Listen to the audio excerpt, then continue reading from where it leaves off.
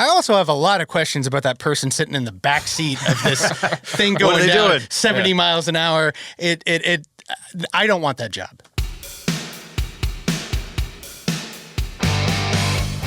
Aurora Innovations has officially launched truly autonomous trucks on Texas roadways over the past week or so, which brought up a whole host of questions, namely how a truck without a human inside was going to comply with the federal regulations that the rest of you and us have to comply with.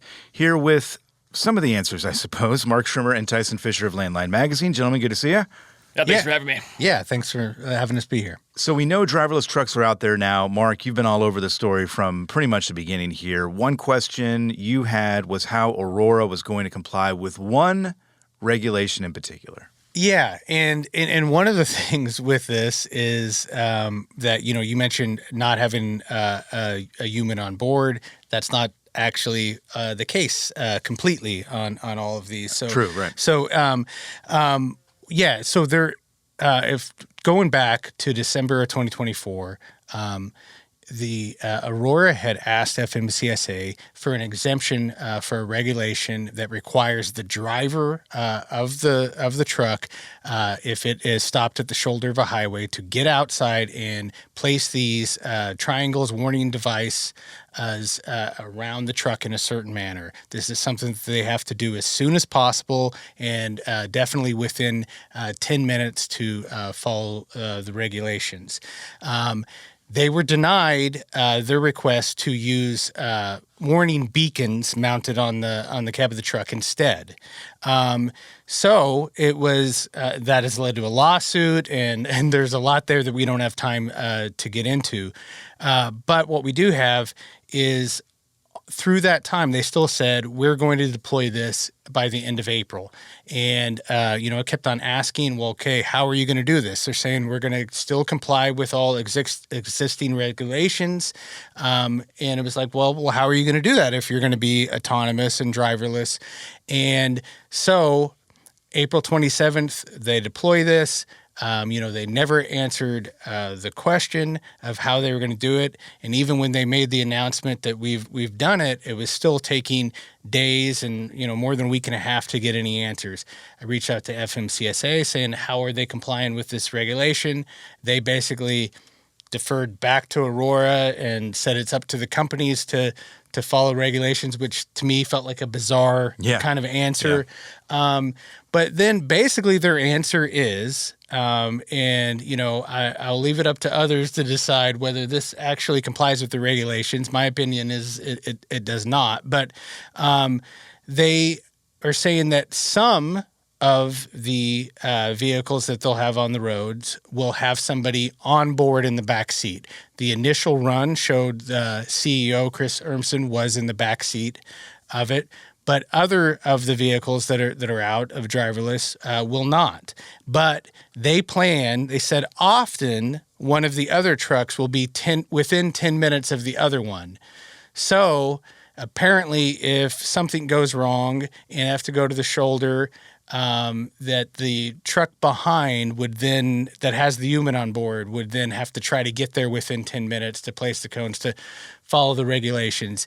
Yet there's no answers. What happens if both of the trucks are on the shoulder at the same time or don't meet within the 10 minutes?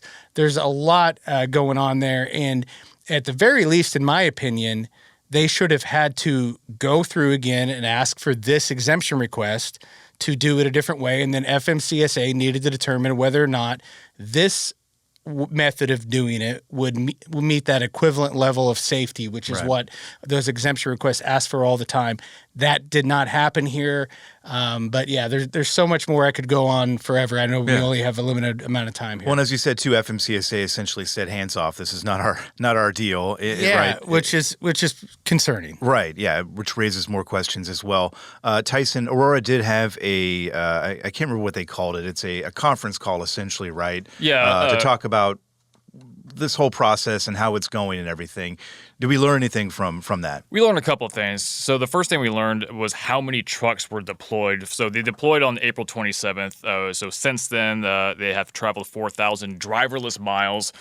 Between Dallas and Houston, 2 driverless trucks daily is what is out there. So I was under the impression like several of these trucks are just going to be deployed. Especially if they're supposed to be within 10 minutes of each other. Driverless trucks, completely driverless trucks. That doesn't seem to be the case based on what we know from Mark, the email that you got. There's 2 driverless trucks, one truly driverless, but the other one's got someone in it.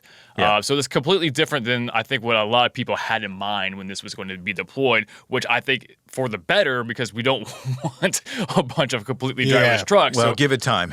it's going to so about that. Yeah. So they do plan on expanding to tens of trucks by the end of the year. Right. But they also going to. So right now they're only driving during the day. They're not allowed to drive per the software parameters. Can't drive during the night or if it's raining or heavy wind, they cannot drive. They plan to change that by the end of this year as well, sometime in the second half. But also, it's between Dallas and Fort Worth, between Fort Worth and Houston. Right. They plan to expand that to Fort Worth to El Paso and then El Paso to Phoenix, again, second half of this year. But they plan to expand through the entire Sun Belt throughout all of next year. So that's basically from Nevada all the way to southern Florida. So most of the lower third of the United States by 2026, and then most of the United States by 2028. It's a big scale up. Big scale up. And so that's what they have planned. I know most states allow autonomous truck deployments. I think so most of the Northeast does not. California so far does not, but they plan on changing that. But yeah, they're really trying to scale this, but so far it's just 2 trucks, one of which has a driver. So it kind of takes away their whole their whole case, which is this is a viable option. So far it is not because you have that human driver. Yeah. They can only drive during the day. Yeah, and the business model is supposed to be, well, this is running 24 hours. We're just going back and forth. If it's only during the day, if, human drivers can drive at night. Mm-hmm. Human drivers can drive in light rain. Mm-hmm. So far, and these things aren't Yeah. happening. And I also have a lot of questions about that person sitting in the back seat of this thing going down doing? 70 miles an hour. I don't want that job. Well, I don't think you're going to get it. So there's the good news there, Mark. Again, we're going to see how this plays out over the coming months and years, but we have so many questions right now that don't have answers, at present time. Eventually we will, I assume, but again, begs a lot of questions. We'll continue to lean on you guys for answers here. Thank you for now.